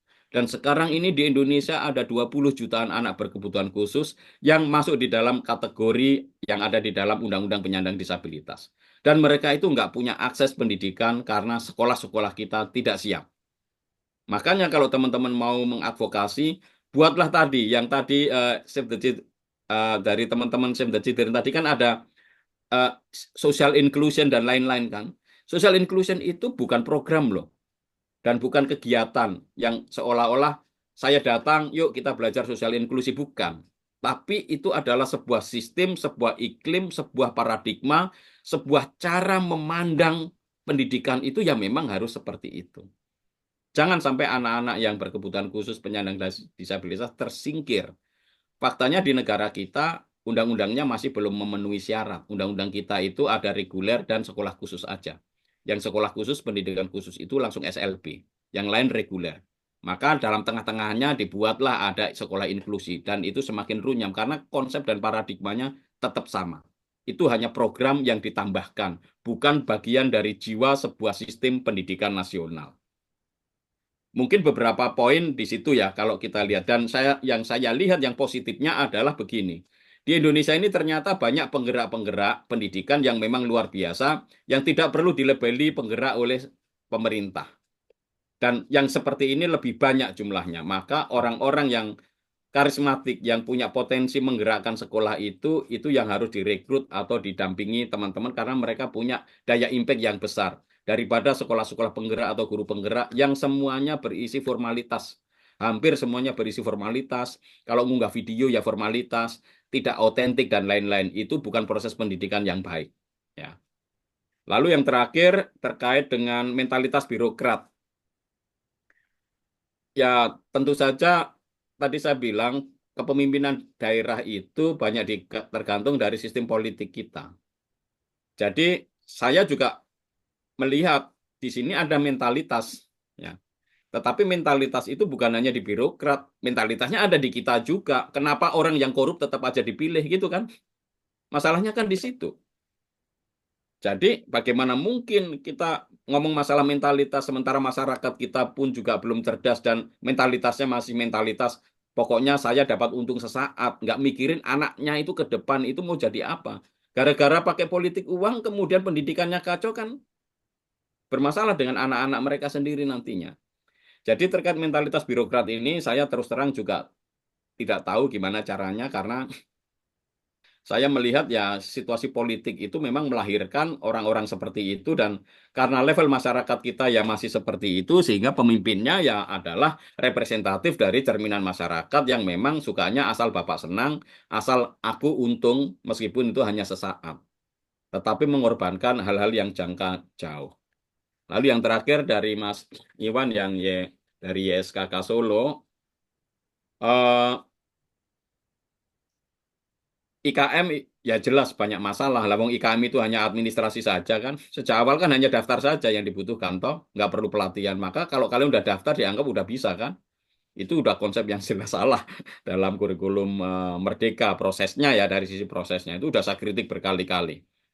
Peran Pemda asal Bapak senang ya memang teman-teman JPPI ngomong masalah Pak ini loh Pak yang terbaik untuk pendidikan ini gitu ya. Tetapi kemudian kalau pusat mengatakan kalau kamu nggak melakukan ini, dana alokasi khusus di stop.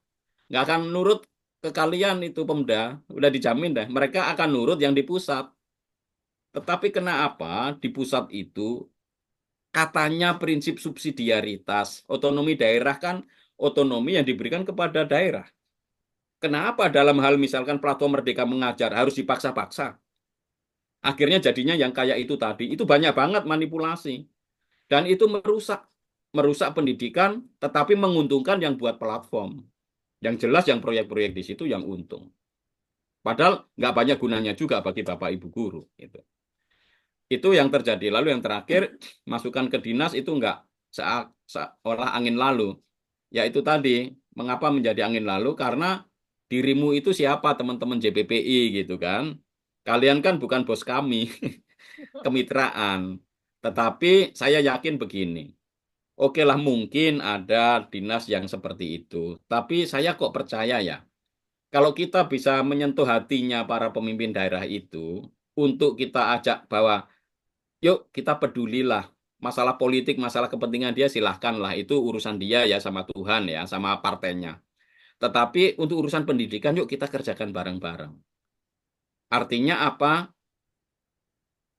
Diajak pemimpin daerah itu untuk mendengarkan aspirasi banyak orang. Jangan modelnya kalau ada orang mengkritik lalu disingkirkan. Itu nggak akan membuat pendidikan kita maju kok ya. Karena kritik itu disingkirkan ataupun tidak ya, kritik yang bagus itu akan hidup selamanya terus dan akan menghantui para pengambil kebijakan. Nggak peduli siapa yang ngomong dan nggak peduli orang ini disingkirkan atau tidak. Karena kebenaran itu satu. Yang benar akan tetap benar, itu yang salah akan tetap salah. Yang benar dibuat istilahnya ada banyak subscribernya, followernya itu nggak akan bisa menjadi sebuah kebenaran kalau itu sebuah kebohongan, ya kan? Jadi masyarakat harus diajak cerdas bahwa model-model pendidikan yang didukung dengan buzzer-buzzer hanya untuk pencitraan itu nggak akan ada gunanya karena fakta di lapangan itu nggak akan bisa menipu masyarakat. Kalau memang pendidikan ini nggak bagus ya nggak bagus aja. Di profiling di media sosial, di citra kayak apapun nggak akan bisa ditutup-tutupi.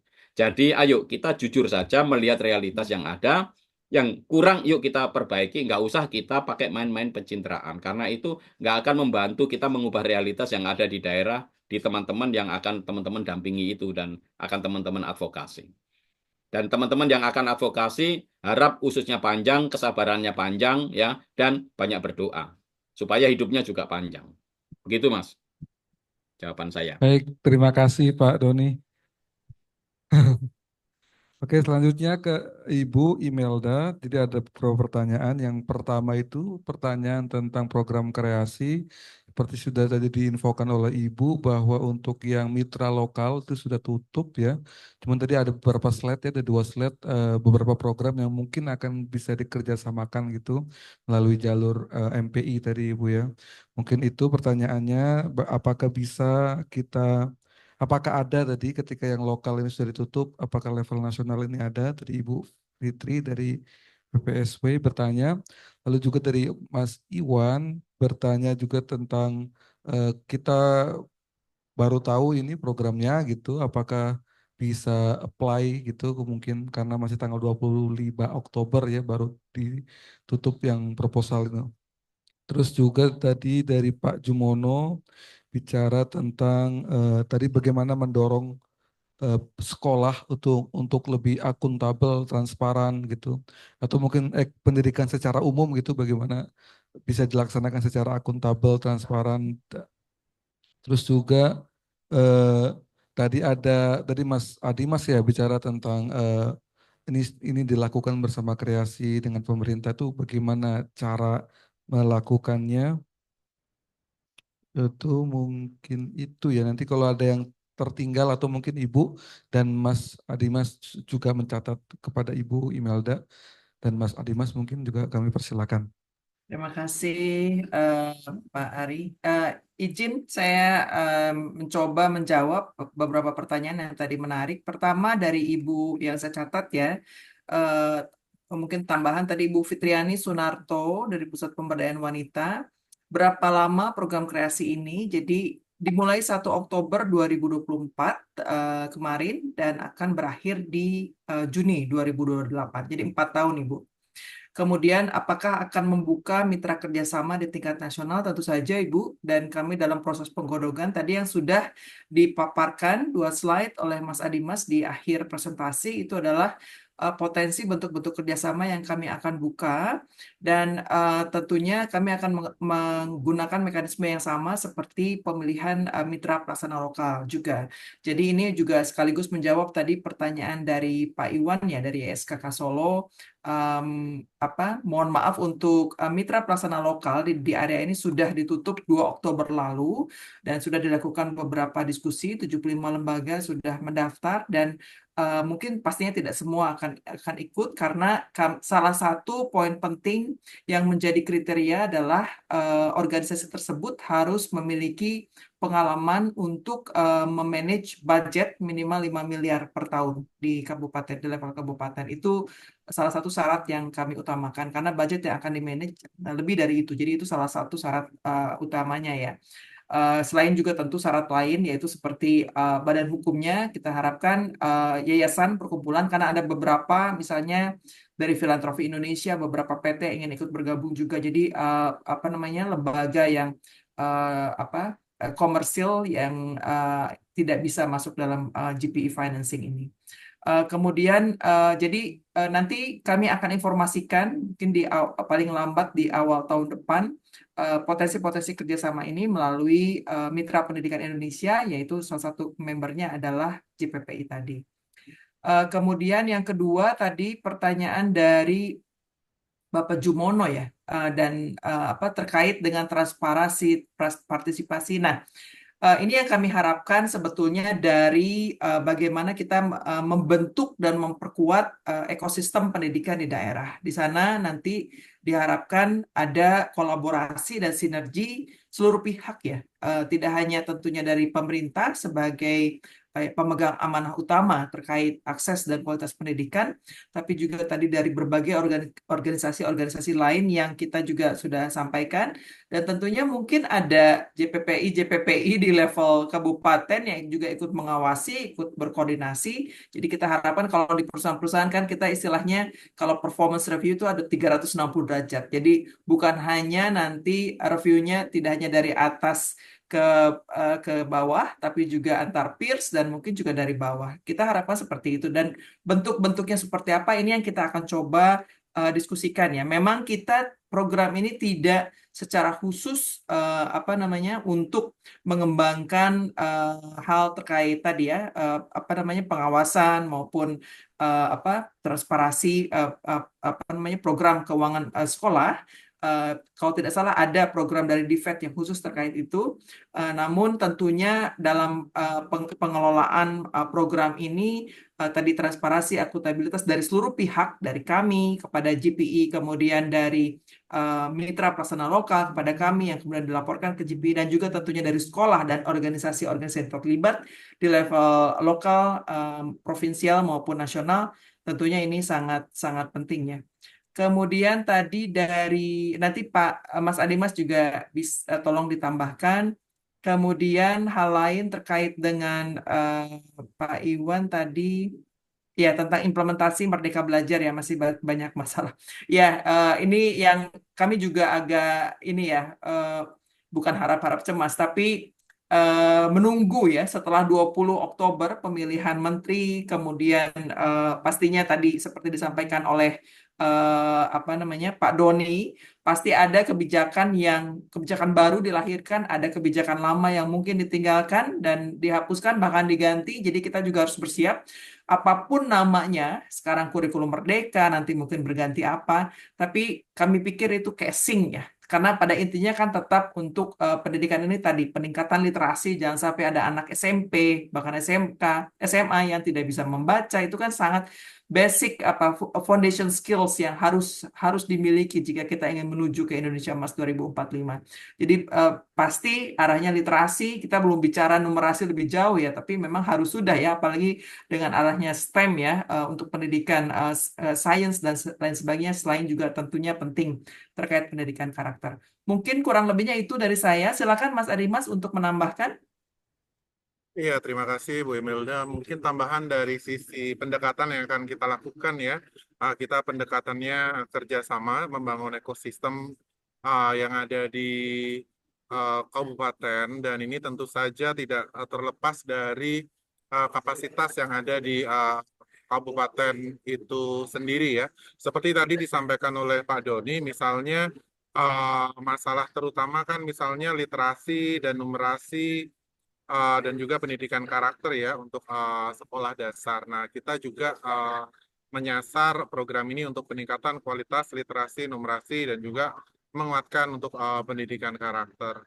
Nah, mungkin memang strategi yang akan dalam desain program kreasi adalah kita selalu berkolaborasi dengan pemerintah daerah, dan karena ini ada 8 kabupaten, kita juga menghargai setiap prosesnya. Bisa jadi di setiap daerah pasti akan berbeda-beda sesuai dengan dinamikanya.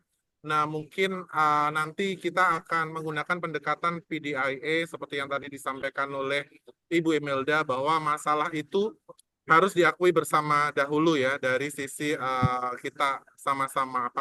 Jangan sampai yang tadi dilihat bahwa masalah pendidikan literasi memang itu tidak dianggap sebagai masalah utamanya. Nanti paling ada kesepakatan itu perlu membangun kepercayaan juga, dan memang prosesnya akan sangat dinamis ya, sesuai dengan kondisi di lapangan masing-masing. Itu saja Bu Imelda, terima kasih dan rekan-rekan. Terima kasih Mas Adimas. Ibu Bapak mungkin ini yang bisa kami sampaikan. Silakan kami kembalikan kepada moderator. Baik, terima kasih Mbak Imelda, Bu Imelda dan Mas Adimas.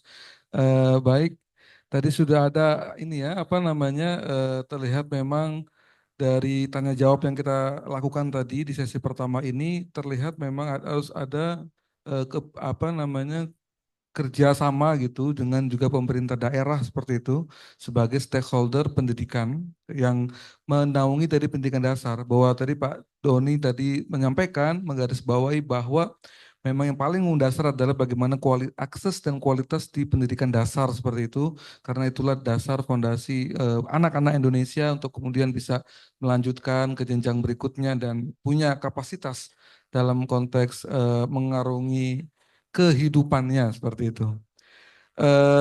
Ini sudah 5:21.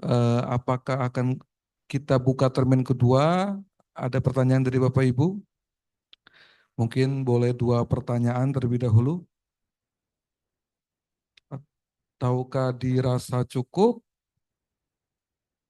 Nanti bisa mungkin kontak lagi Pak Doni dan Ibu Imelda gitu.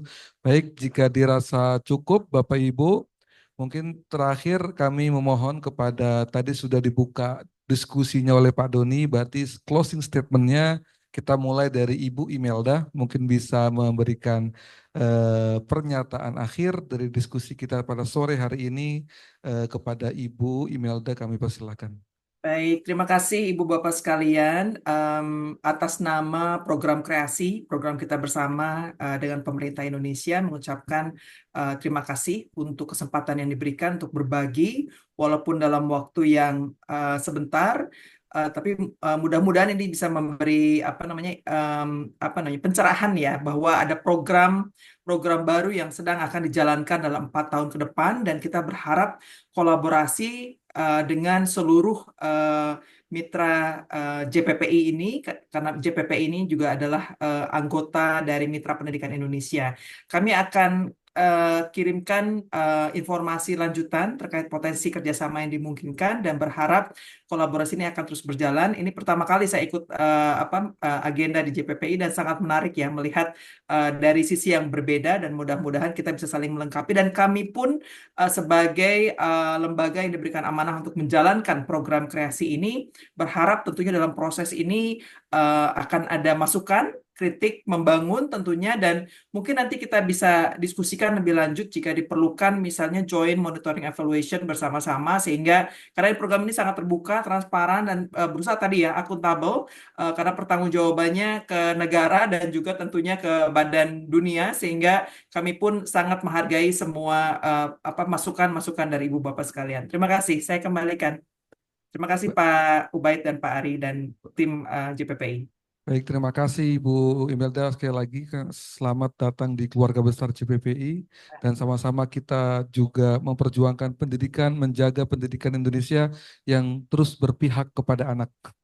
Dan berikutnya kepada Pak Doni, pernyataan akhirnya kami persilahkan.